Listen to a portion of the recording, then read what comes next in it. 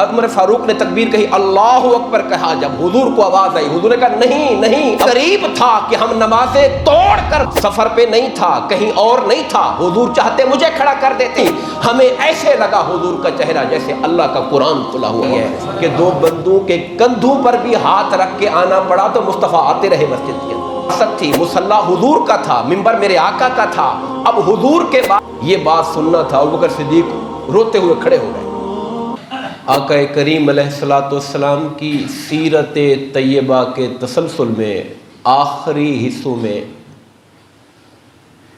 ہم نبی مکرم صلی اللہ علیہ وآلہ وسلم کے سفر آخرت اور دنیا سے وصال فرمانے کے حوالے سے ہم نے پچھلے جمعہ بات کا آغاز کیا تھا، اور پچھلے جمعۃ المبارک پر میں نے آپ صلی اللہ علیہ وسلم کا جو احساس تھا خود کا کہ اب میرا دنیا سے روانگی اور سفر کرنے کا وقت آ پہنچا ہے، اس حوالے سے آپ کے اقوال کا، ارشادات کا بھی ذکر کیا تھا، اور پھر آخرت کے لیے سرکار نے جو تیاری بڑھا دی تھی اعمال صالحہ کے حوالے سے، اس حوالے سے بھی میں نے آپ کے سامنے احادیث اور روایات رکھی تھی۔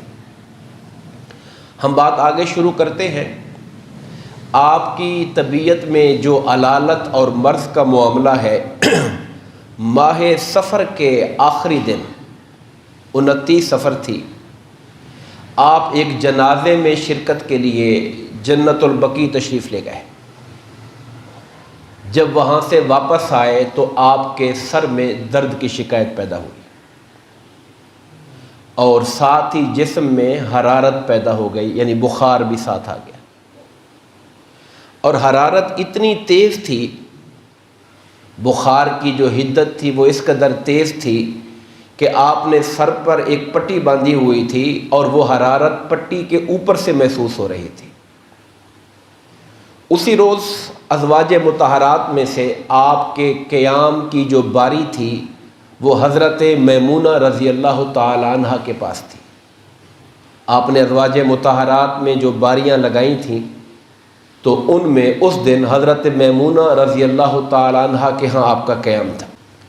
آپ کے ضعف میں، آپ کی کمزوری میں، آپ کی نقاہت میں اضافہ ہوتا چلا گیا، اور لیکن اس کے باوجود بھی آپ ازواج مطہرات کی باریوں کو بھی نبھا رہے تھے۔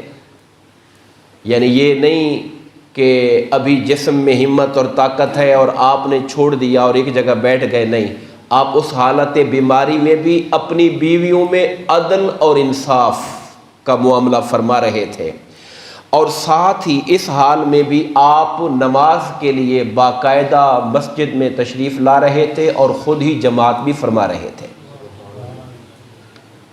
یہاں تک کہ آپ کی کمزوری میں اور ضعف میں اضافہ ہوتا چلا گیا، اور بغیر سہارے کے چلنا مشکل ہو گیا۔ یعنی کمزوری بڑھتی جا رہی تھی، طبیعت میں ناسازی بڑھتی جا رہی تھی، یہاں تک کہ آپ کو اب چلنے کے لیے ساتھیوں کے سہارے کی ضرورت تھی، اور اس وقت آپ ازواج مطہرات سے پوچھتے تھے کہ کل میں کہاں رہوں گا، یعنی کل میری باری کس زوجہ کے گھر میں ہے۔ اس سے ازواج مطہرات سمجھ گئیں کہ حضور کہنا کیا چاہتے ہیں۔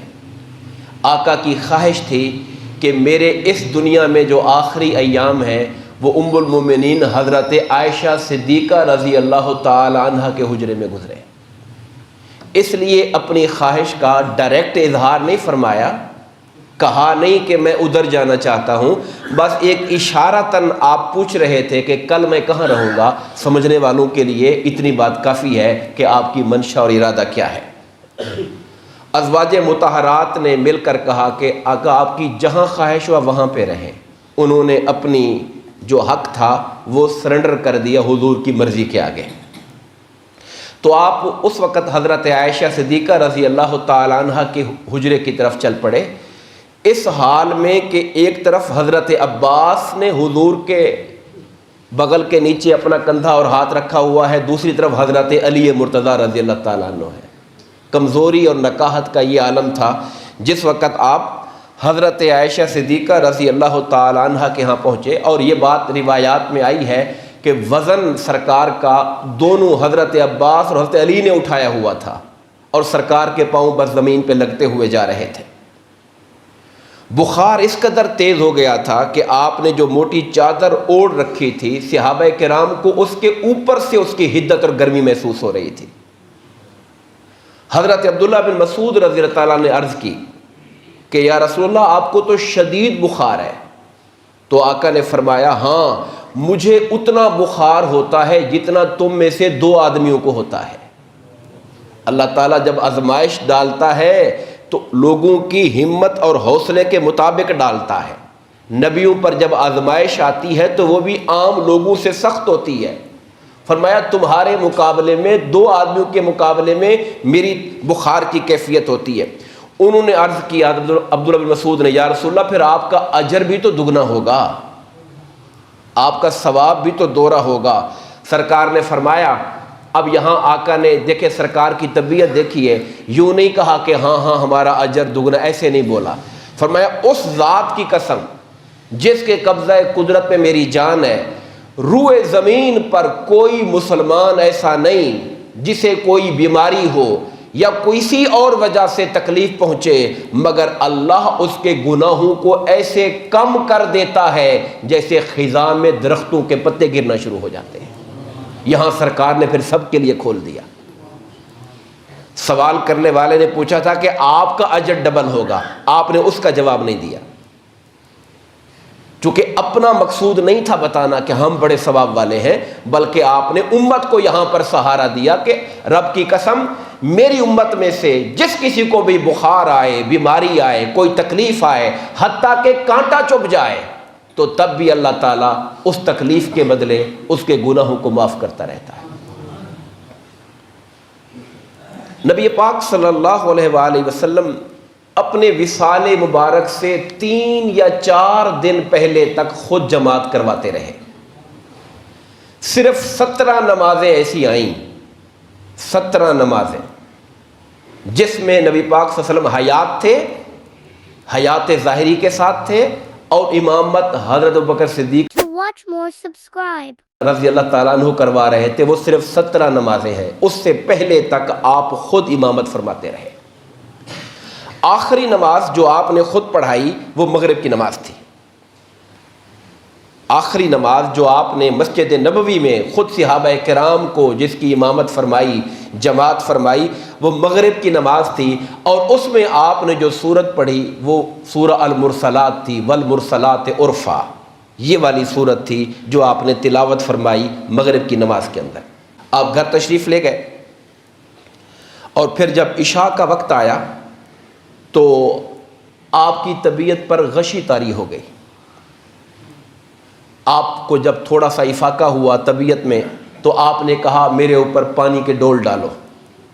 آپ کو ایک لگن، عربی کا لفظ ہے، مراد یہ ہے کہ جیسے ٹب ٹائپ کی جگہ ہوتی ہے، آپ اس میں بیٹھ گئے تو آپ کے اوپر پانی ڈالا گیا۔ پھر آپ نے پوچھا لوگوں نے نماز پڑھ لی ہے عشاء کی؟ جواب دیا گیا نہیں یا رسول اللہ، لوگ آپ کے انتظار میں بیٹھے ہوئے ہیں۔ سرکار اٹھنے کے لیے تیاری کرنے لگے، مگر طبیعت پر پھر غشی اور کمزوری کا عالم طاری ہو گیا۔ تھوڑی دیر کے لیے اب بیٹھ گئے، لیٹ گئے۔ پھر جب بیدار ہوئے اور تھوڑا طبیعت میں افاقہ ہوا، پوچھا لوگوں نے نماز پڑھ لی ہے؟ عشاء ہو گئی ہے، نماز پڑھ لی ہے؟ کہا گیا نہیں آقا، وہ آپ کے انتظار میں بیٹھے ہوئے ہیں۔ سرکار نے کہا میرے پر پانی ڈالو۔ دوبارہ آپ نے غسل فرمایا، اور پھر آپ نماز کے لیے اٹھنے لگے، جائیں لگے، مگر طبیعت کمزوری اس قدر بڑھ چکی تھی کہ پھر غشی طاری ہو گئی۔ 3 مرتبہ ایسا ہوتا رہا، آپ غسل فرماتے رہے، مگر اس کے باوجود بھی آپ نماز کے لیے مسجد نہ جا سکے۔ یعنی ایک آخری حد ہوتی ہے نقاہت کی، کمزوری کی، جہاں انسان پر غشی طاری ہو جاتی ہے۔ وہ کیفیت آپ پر آئی جس کی وجہ سے آپ نے جماعت کو ترک کیا اور نہیں گئے وہاں پر۔ ہمارے لیے بڑی قابل غور ہیں یہ باتیں کہ آپ نے طبیعت کی اس انتہا تک پہنچنے کے باوجود بھی کوشش کی کہ میں جا کے نماز پڑھاؤں، جا کے اور جماعت کے اندر شریک ہو جاؤں نماز کے اندر۔ ہمارے ہاں جماعت کی کیا اہمیت رہ گئی ہے، اور ہم کس قدر اس بات کا خیال کرتے ہیں، لحاظ کرتے ہیں کہ نماز باجماعت کا اہتمام ہو، معمولی سی باتوں پر ہماری نماز رہ جاتی ہے۔ دوست آیا تھا تو گپ شپ کر رہے تھے، نماز چھوٹ گئی۔ کھانا لیٹ پکا تھا تو میں کھانے بیٹھ گیا تو جماعت چھوٹ گئی۔ ٹی وی پر بڑی ایک اچھی بات لگی ہوئی تھی، بس اس کو سنتا رہا، جماعت رہ گئی۔ ہماری جماعتیں ایسے رہ جاتی ہیں، ہماری نمازوں کی ہمارے لیے اتنی ویلیو بھی نہیں ہے۔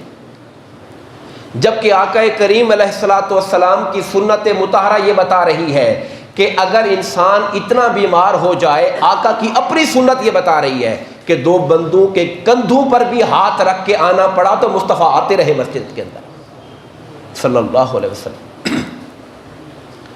پھر آقا نامدار نے جب طبیعت کا یہ معاملہ ہوا تو آپ نے کہا کہ ابو بکر سے کہو کہ نماز پڑھا دیں۔ آپ نے فرمایا کہ ابو بکر سے کہیں کہ وہ نماز پڑھا دیں۔ اس پر حضرت عائشہ صدیقہ بولی، یا رسول اللہ، ابو بکر بہت نرم دل ہیں، آپ کے مصلی پر آپ کو نہیں دیکھیں گے، خود کھڑے ہوں گے تو ان کا رو رو کے برا حال ہو جائے گا، وہ نماز نہیں پڑھا سکیں گے۔ آپ حضرت عمر سے کہہ دیجئے وہ نماز پڑھائیں۔ آپ نے فرمایا ابو بکر سے کہو وہ نماز پڑھائیں۔ 3 دفعہ یہ مکالمہ ہوتا رہا، حضرت عائشہ بار بار کہتی رہی۔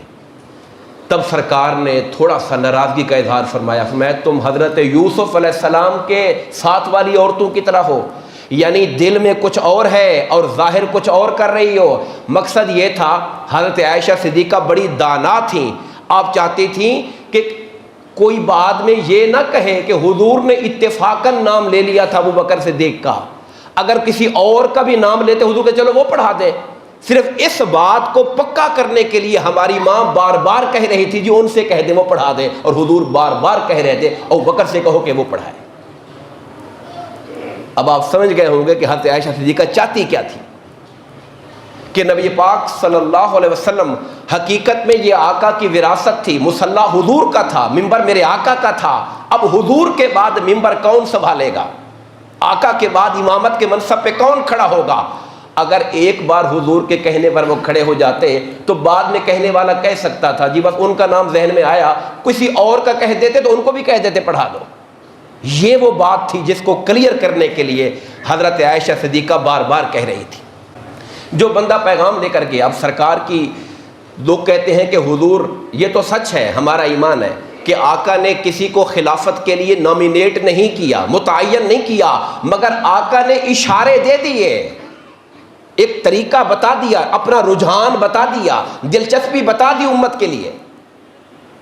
اسی لیے حضرت علی رضی اللہ عنہ نے فرمایا تھا کہ جب میرے آقا بیمار ہوئے اور نماز کی امامت کا مسئلہ آیا، اس وقت میں بھی وہاں موجود تھا، سفر پہ نہیں تھا، کہیں اور نہیں تھا، حضور چاہتے مجھے کھڑا کر دیتے، مگر آقا نے ان کو کھڑا کیا جنہیں حضور نے ہمارے دین میں آگے کر دیا ہے، ہم دنیا میں بھی انہی کو آگے کریں گے۔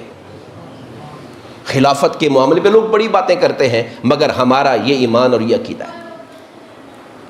اب جو بندہ پیغام لے کر گیا مسجد میں کہ ابوبکر صدیق نماز پڑھائیں، انہیں ابوبکر صدیق نظر نہیں آئے، اور اندر والی ساری باتیں ان کو پتہ نہیں تھی کہ سرکار نے کتنی تاکید کر کے بھیجا ہے۔ ان کو جب حضرت ابوبکر صدیق نظر نہیں آئے تو انہوں نے حضرت عمر سے کہہ دیا جی آپ نماز پڑھا دیں۔ حضرت عمر فاروق نے تکبیر کہی، اللہ اکبر کہا، جب حضور کو آواز آئی حضور نے کہا نہیں نہیں، ابو بکر سے کہو کہ نماز پڑھائے۔ سرکار نے ان کی اللہ اکبر کہنے کے باوجود بھی رکوا دیا، کہا نہیں، نماز ابو بکر پڑھائیں گے رضی اللہ تعالیٰ عنہ۔ اور پھر ساتھ یوں ہوا کہ جب نماز کھڑی ہو گئی، صدیق اکبر رضی اللہ تعالیٰ عنہ نماز شروع کروا دی، سرکار کو طبیعت میں افاقہ ہوا، سرکار پھر اپنے 2 ساتھیوں کے کندھوں پہ ہاتھ رکھ کے مسجد چلے گئے۔ یعنی پہلے 3 بار غسل پانی ڈال ڈال کے طبیعت کو نارمل، بخار کو نارمل کرنے کے باوجود کہہ دیا تھا کہ پڑھا دیں، لیکن پھر طبیعت کے اندر جب تھوڑی سی راحت اور آسانی محسوس فرمائی تو آقا پھر کھڑے ہو کے کہا مجھے لے چلو مسجد کے اندر۔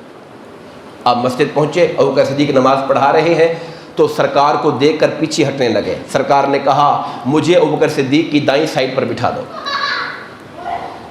جب 2 بندے اکٹھے نماز پڑھیں تو امام دائیں ہو جاتا ہے، دوسرے ساتھ ہو جاتا ہے مقتدی، تو کہا مجھے ان کی دائیں سائڈ پر بٹھا دو۔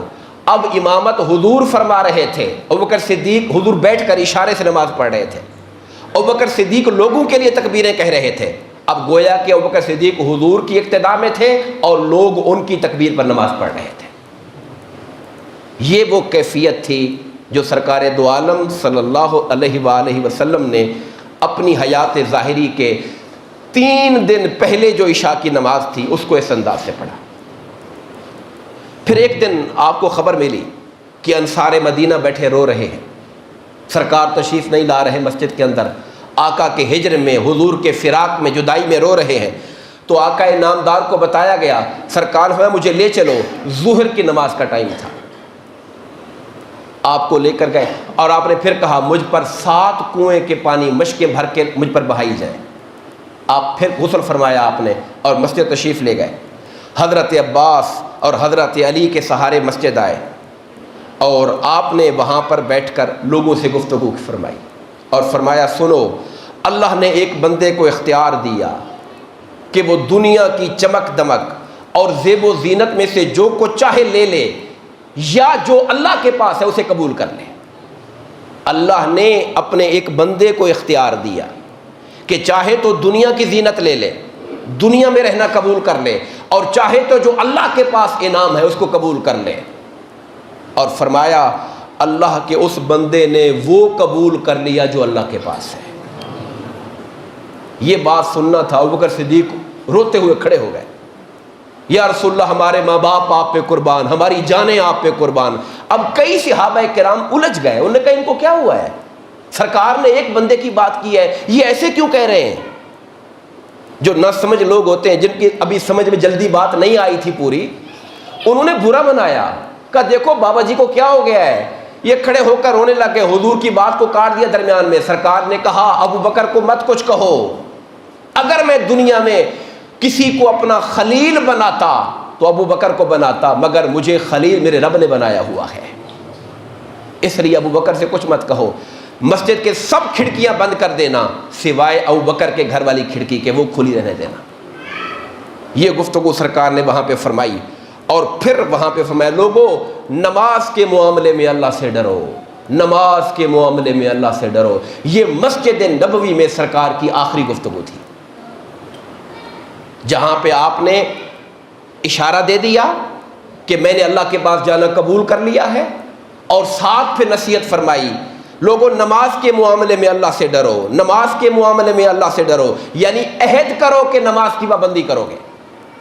اللہ کا حکم ہے قرآن میں حافظوا علی الصلوات والصلاۃ الوسطیٰ، نمازوں کی حفاظت کرو، خاص طور پر درمیانی نماز کی۔ جو حکم اللہ نے دیا، میرے آقا نے دنیا سے پردہ کرتے وقت تک اللہ کے حکم کی تعلیم اور تبلیغ کرتے رہے۔ پیغمبر چونکہ لوگوں کو اللہ کا دین بتانے کے لیے آتا ہے، اس لیے آپ دم واپسی ہے، دنیا سے پردہ کر رہے ہیں، مگر اس حال میں بھی فرما رہے ہیں لوگوں اللہ سے نماز کے بارے میں ڈرنا، نماز کے بارے میں ڈرنا، نماز کا خیال کرنا۔ اور فرمایا عورتوں کے معاملے میں اللہ سے ڈرو، یعنی اپنے گھر والوں پر، بیویوں پر زیادتی نہ کرنا، ظلم نہ کرنا۔ یہ 2 نصیحتیں آپ نے فرمائی، ایک کا تعلق اللہ کے حق کے ساتھ ہے اور دوسرے کا تعلق بندوں کے حق کے ساتھ ہے۔ یہ کمال درجے کی اپنے مقصد کے ساتھ لگن ہے کہ اس حال میں کہ جب طبیعت پر غشی طاری ہو جاتی ہے، بے ہوشی طاری ہو جاتی ہے، اس وقت بھی آپ لوگوں کو اللہ کے دین کی تبلیغ کر رہے ہیں۔ اور مجھے یاد آیا عمر فاروق رضی اللہ تعالیٰ عنہ پر جب حملہ ہو گیا تھا مسجد میں، اور آپ کے جسم کی آنتیں کٹ گئی تھیں، اور حکیم نے کہہ دیا تھا کہ آپ جو وصیت کرنی ہے کر لیں، بچ نہیں پائیں گے۔ اس وقت ایک نوجوان آپ کے سامنے آیا اور آ کر کہا کہ اے عمر آپ کو مبارک ہو کہ اللہ نے آپ کو شہادت کا شرف دیا، حضور کی بارگاہ میں حاضر ہوں گے۔ یہ کہہ کر واپس جانے لگا، آپ نے کہا اس لڑکے کو بلاؤ، واپس بلاؤ۔ واپس بلایا تو کہا بیٹے میں تمہاری شلوار کو دیکھ رہا ہوں، تمہارے پونچے نیچے لٹک رہے ہیں، ان کو اوپر کر کے رکھو۔ آپ اندازہ کریں کہ اس کیفیت میں بھی جب کسی کو کوئی ایسا کام کرتے دیکھا جو خلاف شریعت تھا، تو اس حال میں بھی عمر فاروق وہ بات اس کو کہہ رہے ہیں۔ یہ ہے دین کے ساتھ تعلق، شریعت کے ساتھ تعلق، قرآن و سنت کی تعلیمات کے ساتھ تعلق۔ ہمیں سوچنا چاہیے کہ ہمارا دین کے ساتھ رشتہ کیا بچ گیا ہے، ہمیں کس قدر عزیز ہیں حضور کے احکامات، اللہ کے احکامات۔ آقا کی سنتیں، حضور کا طریقہ، حضور کے فرمودات ہمیں کس قدر عزیز ہیں، ہمیں اس کی کتنی فکر ہے، یہ بات سوچنے کی ضرورت ہے۔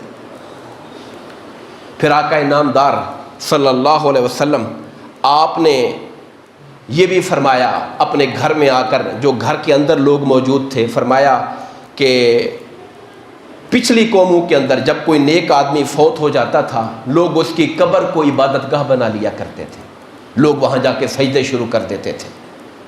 قیامت کے دن ایسے لوگ اللہ کی بارگاہ میں بدترین لوگ ہوں گے جو قبروں کو جا کے پوجا شروع کر دیتے اور قبروں پہ جا کے سجدے شروع کر دیتے۔ یہود و نصارہ پر اللہ کی لعنت ہو، انہوں نے اللہ کے نبیوں کی قبروں کو جا کے سجدہ گاہ بنا دیا تھا۔ سرکار یہ آخری وقت میں یہ باتیں بتا رہے ہیں کہ خبردار میرے ساتھ یہ سلوک نہ کرنا۔ اور ایک روایت میں فرمایا کہ تم لوگ میری قبر کو بت نہ بنا لینا کہ اس کی پوجا کی جائے۔ تعظیم، عزت، احترام اپنی جگہ پر ہے، مگر وہ عبادت جو اللہ کا حق ہے، فرمایا وہ قبر کے ساتھ یہ معاملہ نہ کرنا تم لوگ۔ پھر آپ نے اسی مسجد کے اندر یہ واقعہ چل رہا ہے، آپ نے اپنے آپ کو لوگوں کے سامنے قصاص کے لیے پیش کیا۔ فرمایا جس شخص کو میری طرف سے کوئی تکلیف پہنچی ہو یا میری وجہ سے اس کی عزت پہ کوئی حرف آیا ہو یا میری وجہ سے اس کے مال کو کوئی نقصان پہنچا ہو، تو میں حاضر ہوں یہاں پر مجھ سے بدلہ لے لے، وہ اپنا مجھ سے وہ اپنا بدلہ لے لے۔ میں اللہ تعالیٰ کے پاس اس حال میں جانا چاہتا ہوں کہ اللہ کی مخلوق کے حقوق سے بری ہو کے جاؤں خدا کی بارگاہ میں۔ ہمارے لیے بہت قابل غور ہیں یہ چیزیں کہ کیا ہمیں یہ پرواہ ہے؟ ہم کسی کے ساتھ ظلم کرتے ہیں، زیادتی کرتے ہیں، کسی کا حق مارتے ہیں، کسی کا مال لوٹ لیتے ہیں، ہمیں بھی کبھی خیال آیا کہ اللہ کی بارگاہ میں جانا ہے اور خدا کے سامنے جواب دینا ہے ہم نے جا کر کہ ہم اللہ کے بندوں کے ساتھ کیا کر کے آئے ہیں؟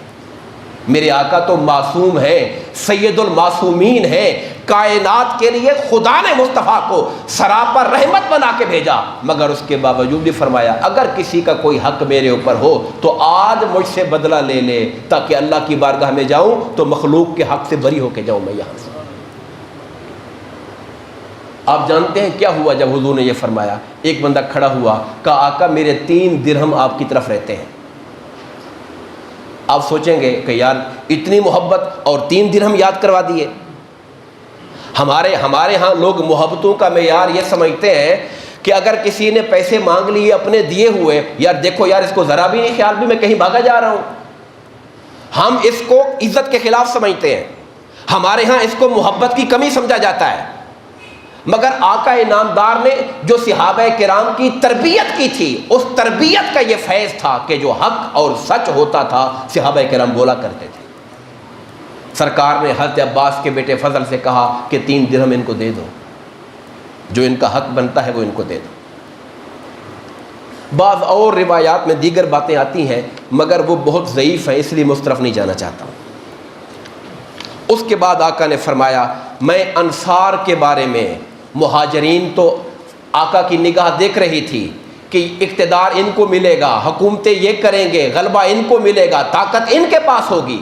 انصار مدینہ جنہوں نے مہاجروں کے لیے مدینے کے در کھول دیے تھے، اپنے گھر کھول دیے تھے، اپنا مال قربان کیا تھا، اسلام کی خاطر جنگیں لڑ کے اسلام کو اونچا کیا تھا، سرکار نے فرمایا سنو میں انصار کے بارے میں تمہیں وصیت کرتا ہوں، وہ میرے قلب و جگر ہیں، وہ جگر ہے میرا دل ہے، وہ میرا قلب و جگر ہے، وہ انہوں نے اپنی جو ذمہ داری تھی پوری کر دی ہے، ان کا حق باقی ہے ابھی تک۔ تم میں سے جب کوئی بندہ حکمران بنے تو ان میں سے جو نیک لوگ ہیں انہیں اس کا صلہ اور اجر دے، اگر کسی سے کوتاہی ہو جائے تو درگزر کرتا رہے ان کو، وہ میرے قلب و جگر ہے، ان کا خیال کرنا۔ انصار مدینہ کا حاضر نظیر وقار سلسلہ آقا کی طبیعت میں علالت کا چلتا رہا، کبھی مرض شدید ہو جاتا، کبھی تھوڑی طبیعت میں راحت آ جاتی۔ حضرت انس رضی اللہ تعالیٰ عنہ راوی ہے، بخاری شریف کی حدیث پاک ہے جس پر شاید ہم بات سمیٹیں اپنی۔ آخری سرکار دو عالم کی حیات طیبہ ظاہری کا آخری دن پیر کا دن تھا۔ مسلمان صبح فجر کی نماز میں مصروف تھے، ابوبکر صدیق رضی اللہ تعالیٰ عنہ نماز پڑھا رہے تھے۔ سرکار دو عالم کی طبیعت میں افاقہ ہوا، سرکار نے اپنے حجرے کا دروازہ جو پردہ تھا، دروازہ نہیں تھا، آپ نے پردہ ہٹایا ایسے کر کے، اٹھ کے کھڑے ہوئے اور کھڑے ہو کر پردہ ہٹایا۔ اب آپ یوں سمجھیے اگر ہم مسجد نبوی کے اندر بیٹھے ہوئے ہوں تو اس طرف سرکار کا روضہ آ جائے گا، ہمارا منہ ادھر ہوگا، یعنی نماز قبلہ اگر ادھر ہے تو ادھر سرکار کا گھر آ جائے گا۔ تو سرکار نے ایسے پردہ اٹھا کر صحابہ کرام پہ نگاہ ڈالی، حضور کے چہرے پر مسکراہٹ تھی، اور صحابہ کہتے ایسی مسکراہٹ جیسے چہرہ کھلا ہوا ہو اور دانت مبارک بھی تھوڑے نظر آ رہے تھے، خوبصورت اور بڑا کھل کے مسکرا رہے تھے آپ۔ اور حالت یہ تھی، صحابہ کرام کہتے نماز شروع ہو چکی تھی، ہم حالت نماز کے اندر تھے۔ فکشف النبی ستر الحجرہ، سرکار نے اپنے حجرے کا پردہ اٹھایا۔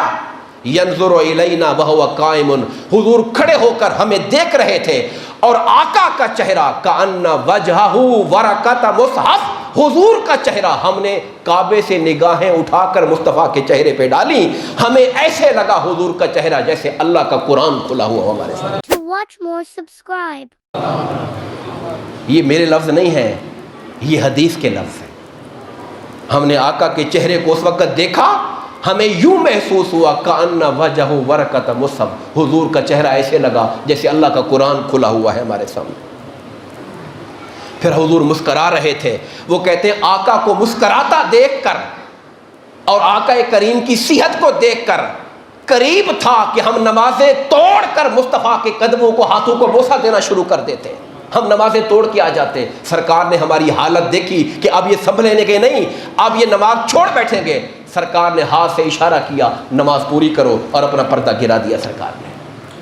یہ آخری دیدار تھا جو اجتماعی طور پر صحابہ نے مسجد نبوی میں بیٹھ کر میرے مصطفیٰ کا کیا تھا،